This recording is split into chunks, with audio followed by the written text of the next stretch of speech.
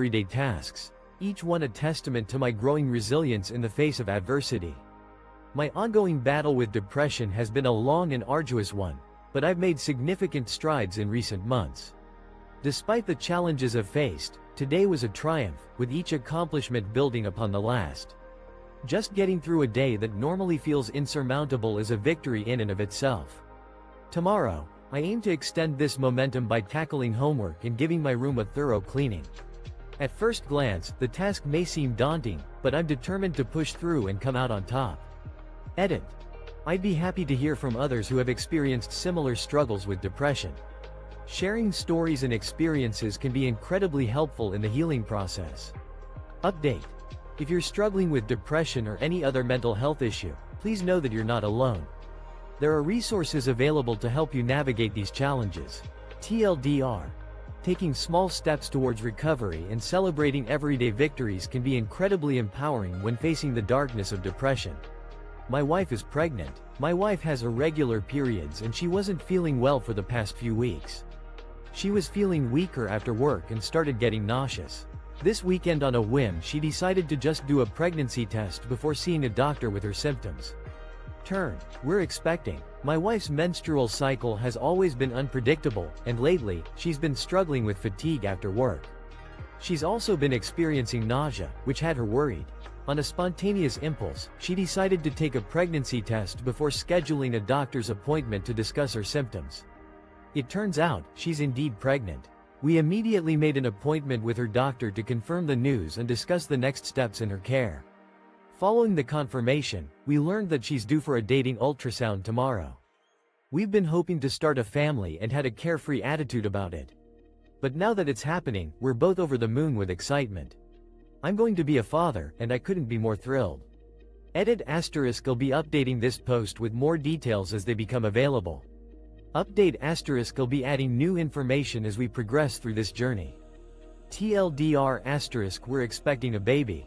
I'm a funeral director. Today was hard, and this kid's book haunts me. Today was the third time I've gently tucked a worn, loved copy of the book, Love You Forever, under the arm of a 30-year-old kid in his casket because his mom asked me if I would. This book is important. As a funeral director, I'm no stranger to difficult days, but today was particularly challenging. It's a scene I've witnessed 3 times before, but one that still resonates deeply.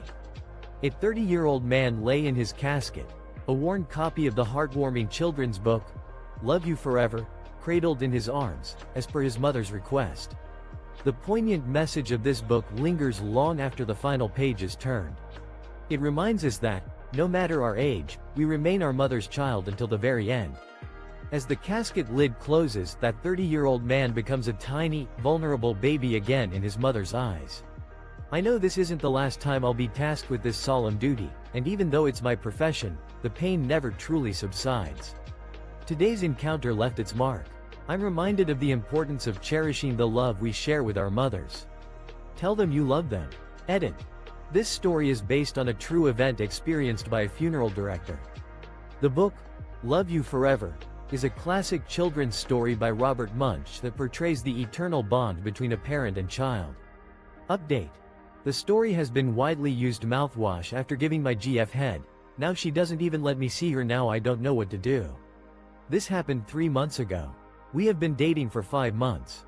First month after the incident she avoided sex altogether. Now she absolutely refuses that I eat her and N. After our intimate encounters, I've started using mouthwash. However, my girlfriend now completely avoids me, and our relationship has taken a drastic turn. It's been 3 months since this change occurred, and it's left me feeling lost and unsure of what to do. We've been dating for 5 months, but things took a turn for the worse after my decision to use mouthwash.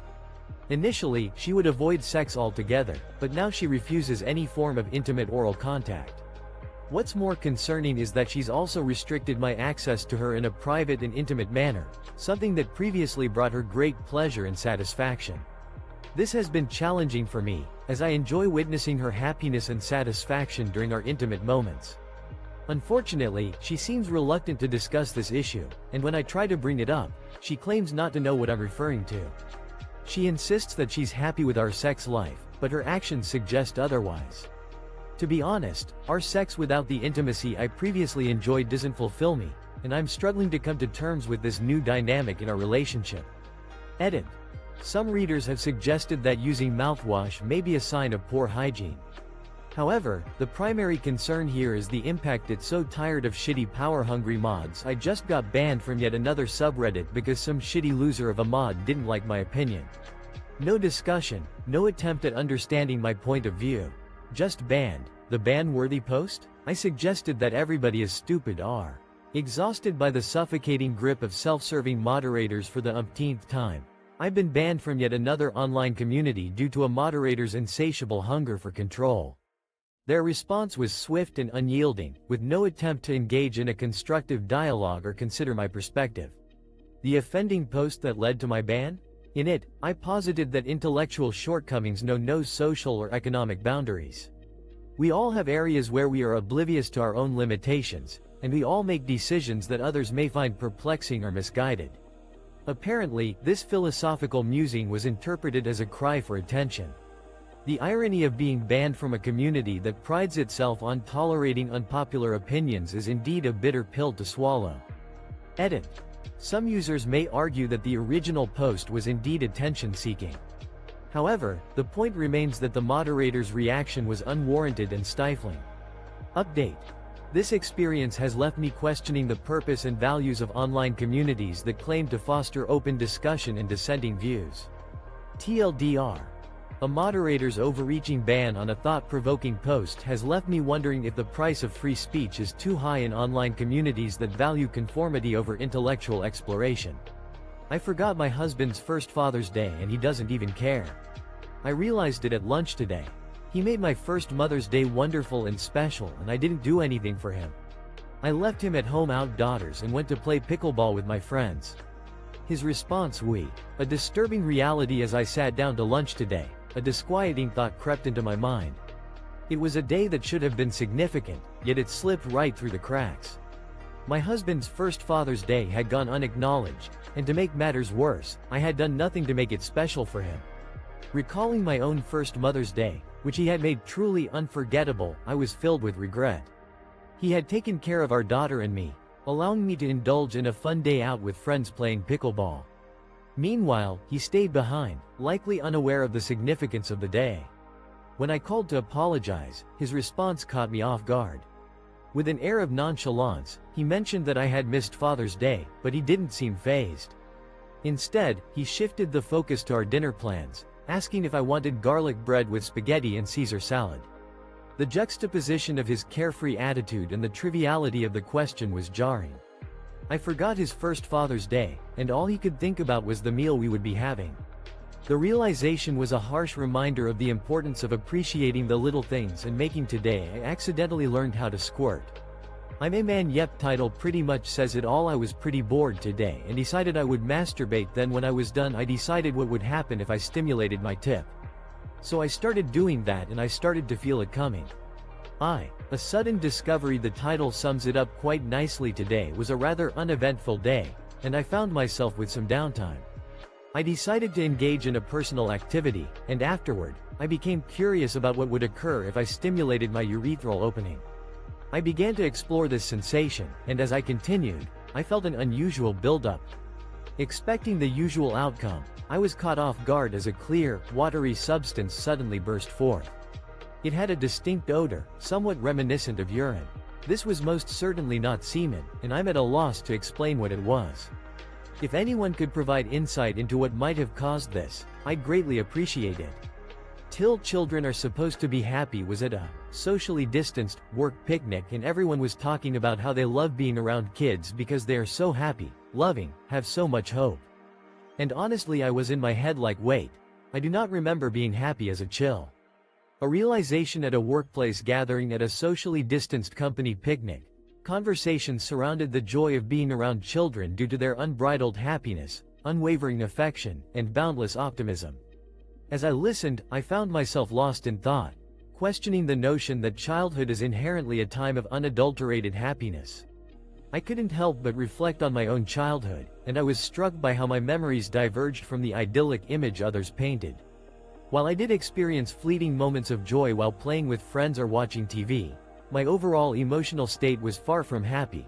I was consumed by depression from an early age, and the pressure to conform to societal expectations, particularly my mother's expectations, stifled my ability to be myself. This realization has left me grappling with the notion that my childhood was, in many ways, atypical, and I'm left yearning for a second chance at a more authentic and carefree youth. I taught a girl new to the school how to open her locker a few weeks ago, and I found her later helping someone else open theirs. Just around at the start of this month, a girl moved in from the Philippines, unsure how to open her locker or speak much English. Mine was right nay. A couple of weeks ago, I showed a new student at school how to use the lockers. It was a small act of kindness, but it's something that has stuck with me. Recently, I observed the same student assisting another individual across from us in opening their locker. Not long after my initial encounter with the new student, a young girl from the Philippines joined our school. She was struggling to use the lockers and communicate in English due to the language barrier. Fortunately, my locker was located adjacent to hers, allowing me to guide her through the process. With some patience and practice, she quickly grasped the concept. Today, I witnessed the same girl who I had helped earlier demonstrating how to open a locker to someone else. The kindness she showed was genuinely heartwarming, and it touched me deeply. Edit. Thank you so much for gold. AITA for not letting my roommate wear something she stole from me? Last night my roommate was about to leave for some fancy dinner she was attending at her boyfriend's parents' house, and I noticed she was wearing my dress. I asked her if it was mine and she said yes. I asked, was I in the wrong for refusing to let my roommate wear a stolen item? Last night, as my roommate was getting ready to leave for a high-end dinner at her boyfriend's family home, I noticed she was wearing a dress that I knew belonged to me. I asked her if it was my dress, and she admitted it was, while also acknowledging that she had taken it from my room without permission. I had to clarify that our living situation doesn't foster a close relationship, making this discovery particularly uncomfortable. I asked her to remove the dress and find an alternative, but she became upset and claimed she didn't have anything suitable for the event. I reminded her that if she had asked me first, I would have been more understanding. However, I couldn't compromise on my boundaries, as I don't appreciate her taking my belongings without my consent. This led to her having a meltdown and ultimately missing the dinner. Later, her boyfriend contacted me, calling me an unreasonable person for not allowing my roommate to wear the dress. TLDR refused roommate to wear a stolen dress. She had a meltdown and missed a dinner, and her boyfriend called me an asshole. AITA for refusing to give back a gift that my boyfriend's daughter, 13, had already refused to accept. My boyfriend, 37M, has two daughters, a 10-year-old and a 13-year-old. We've been dating for about 3 years now. I get along well with the younger daughter and she and I'm key. I'm being accused of being too stubborn by refusing to return a gift my boyfriend's 13-year-old daughter had already turned down. I've been with my boyfriend, 37M, for about 3 years now, and we've developed a close bond. He has two daughters, aged 10 and 13. The older daughter has never been particularly fond of me and has made her disapproval of our relationship quite clear. During the Christmas season, my boyfriend had both daughters, so I decided to get them each a present. I chose necklaces for both of them, and the 10-year-old was thrilled with her gift. The 13-year-old, however, reacted poorly, declaring she didn't want anything from me and refusing to accept the gift. To make matters worse, her 10-year-old sister opened her gift anyway, which suggested that she had secretly appreciated the gesture. Fast forward to the present day, the 13-year-old has called me, demanding that I return the necklace to her. She didn't apologize for her previous behavior and seemed to assume that I owed her the gift simply because I had bought it. I told her that since she had refused the gift initially, it wasn't hers to claim, and that I wouldn't be giving TIFU by telling my friend to go ahead and send a picture. This happened 1 week ago. I'm a man, my best friend is a woman. It was before class and I had my laptop opened up to chat. She had said to me, for whatever reason, "Do you want to see me eat this taco?" And I, being my friend's mischievous miscalculation. This incident occurred a week ago. I'm a man, and my best friend is a woman. The setting was before class, where I had my laptop open for an online conversation. She made a casual comment, asking if I wanted to see her eat a taco. I enthusiastically agreed, expecting a harmless exchange. However, after a few minutes of nothing, I decided to attend to a question from our professor. While waiting for the professor's response, I noticed a commotion surrounding my laptop screen. My friend's tendency to push boundaries and defy social norms made me suspect that she had sent something unusual. The reactions from my classmates, staring, laughing, and even smiling in approval, left no doubt. As I walked back to my seat, I could feel my face burning with embarrassment. Upon my return, my heart sank as I realized what my friend had sent. A provocative picture of her attempting to swallow a burrito while gazing directly into the camera. The situation was further compounded by her bold message, "You pervert," emblazoned across the top of the image. It was impossible to misinterpret the intent behind it. The aftermath was disastrous. Every action and statement I made seemed to reinforce Lady demands that I stop what I'm doing and open my register. Okay, no problem. I am 19. Work as a cashier in a gas station in Miami Gardens, Florida. Naturally, the people that come into the store tend to be on the crazier side. The store had a line of maybe 7 people. Now, unruly patron interrupts store operations. I work as a cashier at a gas station in Miami Gardens, Florida, where the locals tend to be quite vibrant. As I'm restocking the vaporizers and accessories on the shelves behind the counter, my coworker is handling the customers in line. There are about 7 people waiting in line, and I put up the "register closed" sign to signal that I'm not currently open for business. The door opens and another lady enters without wearing a mask. I politely ask her to put one on, but she seems unbothered and takes a moment to dig through her purse before producing a makeshift mask with only one functional strap. Her mask doesn't seem to be very effective, and she eventually joins the line, ranting and raving about how the wait is too long. She claims to be a valued regular customer, but I'm not familiar with her face, having worked here for 4 months and getting to know the regulars. She demands that I open my register immediately, but I explain that I have tasks to complete for my manager before closing. Her response is not pleasant. "I demand that you open your register right now," she shouts. I oblige her request and adjust the TIFU by smacking the shit out of my sleeping girlfriend. This actually happened about 3 years ago. Okay, so that title makes me sound like a huge asshole. Let me give some backstory. My girlfriend B was going to school in a different city from where I lived, so I would go to Vis. I ruined my relationship with a wild dream. About 3 years ago, I had a rather embarrassing incident with my girlfriend. I'd often visit her in a different city for weekends, and we'd have a lovely time together before I headed back home for work. One evening, we both fell asleep, and I had my right arm draped across her. However, my subconscious mind had other plans. I found myself in a dream, standing at the gates of heaven with a grand pulpit and a large book, an inkwell, and a quill. In my dream, I tried to sign my name in the book, but nothing would register. I grew frustrated and became increasingly agitated, writing large letters across the page, but still, nothing appeared. I finally lost my temper and slapped the book off the pedestal, waking up to the sound of my girlfriend's angry voice. As it turned out, while I was thrashing about in my sleep, my arm had been moving erratically across her face. When I slapped the book, my arm followed suit, striking her face with some force. When I explained the dream to her, she raised a logical point. "Did you dip the quill in the ink?" I sheepishly admitted I hadn't, and TIFU by listening to my dad and beating my bully's ass proof *OK. I was awakened this morning by my dad saying, "Hey dude. You're famous." Last night he posted a story about me giving my bully a beatdown. We read through the comments together and I want to say that I am OV. TIFU by listening to my dad and defending myself against a bully proof this morning, I woke up to the sound of my dad's enthusiastic voice, saying, "Hey, you're going viral." He had shared a story the night before about my confrontation with my bully, and we spent the morning browsing through the supportive comments I received.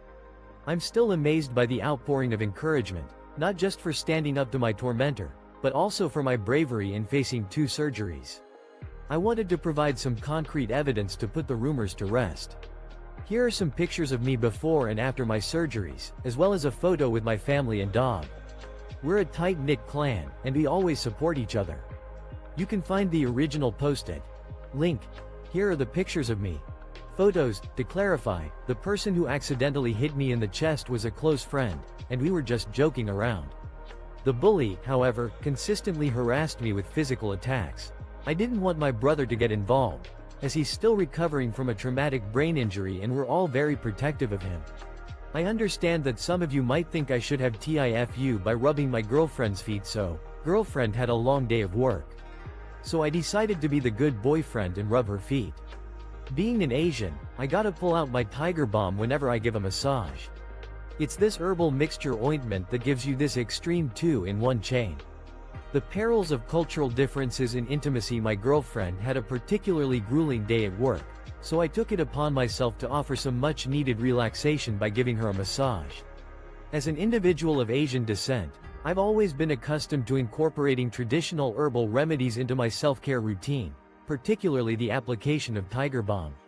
This unique ointment combines the contrasting sensations of cooling and warmth, which I find invigorating.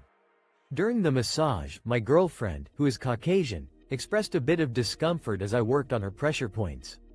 I later learned that she wasn't accustomed to the intense, tingling sensation the Tiger Balm provides. As we progressed into a more intimate moment, I began to reciprocate her affection. However, I made a critical error in judgment. When she asked if I used the hand that had come into contact with the Tiger Balm, I failed to grasp the significance of her question. In the heat of the moment, I continued with my actions, unaware of the impending consequences. 20 seconds later, my girlfriend hastily retreated to the bathroom, citing an unexpected issue. As I sit here, reflecting on the situation, I've come to realize the gravity of my mistake. TIFU by really observing daylight savings time. I'm an idiot. Background. I'm living at my mom's for COVID. We live in an isolated area way north of where I used to live. This story doesn't have any real consequences, but I am reeling at my own stupidity, so I thou. TIFU by completely misinterpreting daylight savings time. I'm utterly bewildered. Background. I'm living at my mom's for COVID, and we reside in a remote area much farther north than my previous location. Although this story has no serious consequences, I'm still reeling from my own ineptitude and thought I'd share it with you all. Over the weekend, we discussed daylight savings time. I asked, is it the good one or the bad one? My mom replied that it's the bad one, where you need to wake up earlier. I took it at face value and decided to adjust my wake-up time manually. Normally, I wake up at 6:30, so I set my alarm for 5:30. Meanwhile, I also set my watch an hour ahead, but didn't quite grasp the concept. As the day went on, I kept thinking in terms of time differences, but my understanding was a bit muddled. The next morning, my alarm went off at 4:30 a.m. according to the new time, 3:30 a.m. according to the old time. I stumbled into the kitchen, congratulating myself on my supposed mastery of time. However, my clock in the bedroom showed a time 3 hours ahead. TIFU by asking my neighbor, who died? So this happened like 2 hours ago, but it needs some preface. About 3 weeks ago, my neighbor saw me dressed in all black leaving for work and he asked me, who died? I laughed. He laughed. We all had a good time. Today, I'm HEA. I embarrassed myself in front of the wrong person. It's a story that's still a bit raw in my mind. About 3 weeks ago, my neighbor spotted me wearing all black on my way to work and inquired, who died? We both had a good laugh, thinking it was just a funny, harmless joke. However, today things took a turn. As I was walking to my car, I noticed my neighbor and his wife dressed in black attire. My instinctive reaction was to ask the same question I had 3 weeks prior, who died? Little did I know, the situation had taken a somber turn. His wife was overcome with emotion, breaking down into tears. I soon discovered that her mother had passed away. The situation quickly shifted from a lighthearted conversation to a heartbreaking moment. In the midst of her distress, she took the opportunity to lecture me about making light of death, still visibly shaken. What struck me as odd was her husband's silence on the matter. He never mentioned the fact that he had also made the same joke 3 weeks ago, which I wouldn't have held against him either. The incident has left me deciding to maintain a distance from them going forward. While it wasn't the original thread, I've been thinking a lot and I decided that I'm ending my relationship with her. This isn't easy for me. It's hard because I've been with her for almost 2 years, but it's even harder because after taking some time to reflect on our relationship, I've come to a difficult realization and made the decision to end things. It's been a tough process, but I've been with my girlfriend for almost 2 years. Now, I'm grappling with feelings of guilt and regret. As I look back, I realize I've been ignoring warning signs and downplaying her behavior. I've been so focused on my own well-being, I've been neglecting her darker traits. A lot of you provided valuable advice in my previous post, which helped me see things more clearly. When someone mentioned the concept of sadism, it clicked. I was being willfully oblivious to her actions. I started thinking about specific instances, and it's been an eye-opening experience. I remember a particular time when she got a job at an upscale apartment complex. This place stood out to me because it was a luxury facility with many elderly residents. There was an elevator that only went up, and another main elevator farther down a long hallway. She'd often pretend the first elevator was broken and watch as the elderly people struggled to get to the main elevator. It was a twisted game she played, and it took me a while to realize the gravity of her actions. Not long after, she got AITA for not packing my husband's bags so he could go spend Xmas with his family without me. I, F30, have been with my husband Ted, M34, for 4 years and we got married 2 years ago. His family and I haven't really gotten along too well. They're rich and are all about image. Am I the asshole for not packing my husband's bags when his family invited him to spend Christmas with them? I've been with my husband, Ted, for 4 years and we've been married for 2. His family and I haven't always seen eye to eye, and our interactions often leave me feeling drained. His family is affluent and places a strong emphasis on appearances, which I've found to be off-putting. Last year, we spent Christmas with them, and it was a tense experience.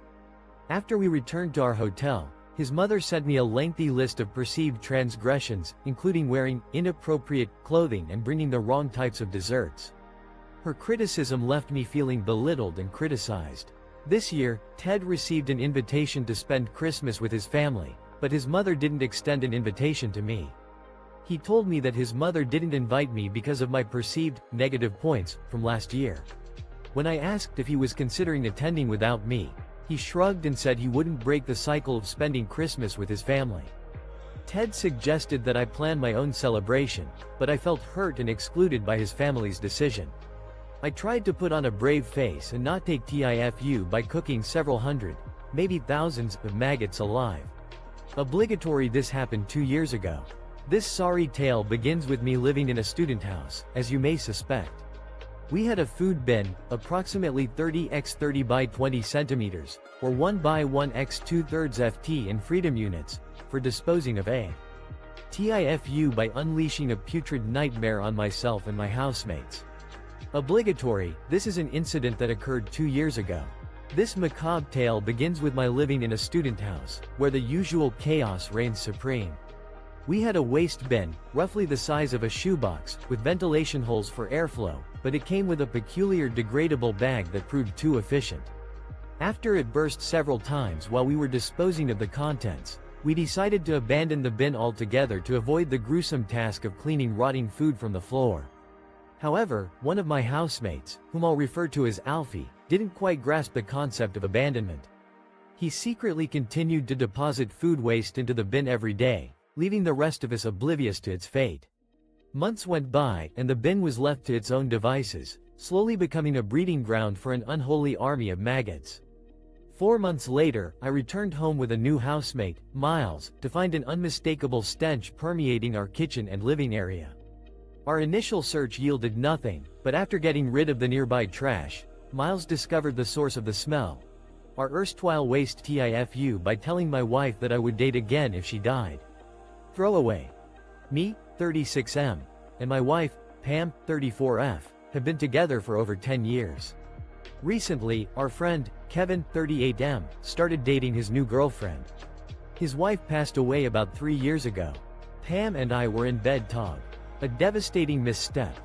A marriage on the brink. My wife, Pam, and I have been together for over a decade. Recently, we were discussing our friend Kevin's new relationship. His wife passed away 3 years ago, and Pam expressed her disappointment that he's dating again. I tried to reassure her that everyone copes with loss differently and that Kevin's happiness should be a priority. I mentioned that it's his life and he deserves to move on.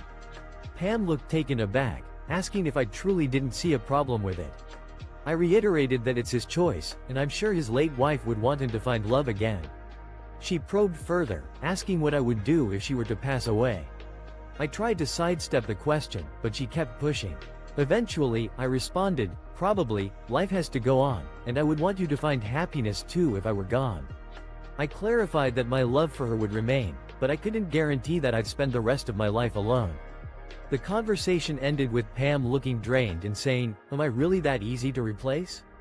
I tried to reassure her that's not what I meant, but she TIFU by eating the one thing I hated most on earth for 4 months straight without realizing. Not the most exciting story, but I definitely felt very fucking stupid.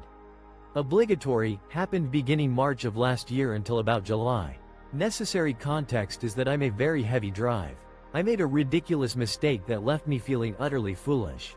It happened from March to July last year, and I'm only sharing this story now because it's a humbling experience.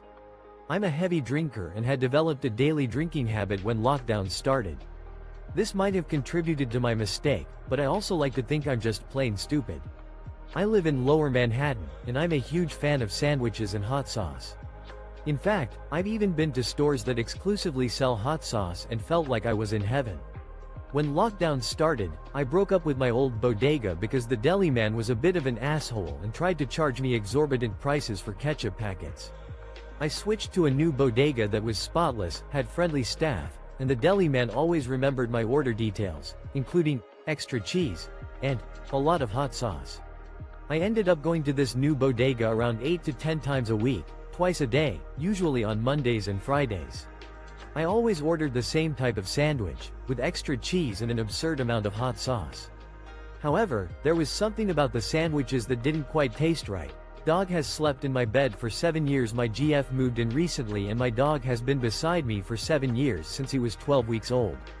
She pushed my dog at his chest with 2 hands the other night and gets a little angry about him sleeping in the bed. At first it was about the hair s. 7 years of companionship. My loyal companion has been by my side for 7 years, since the day he was a fragile 12-week-old pup. Recently, my girlfriend moved in, and her interactions with him have left me unsatisfied.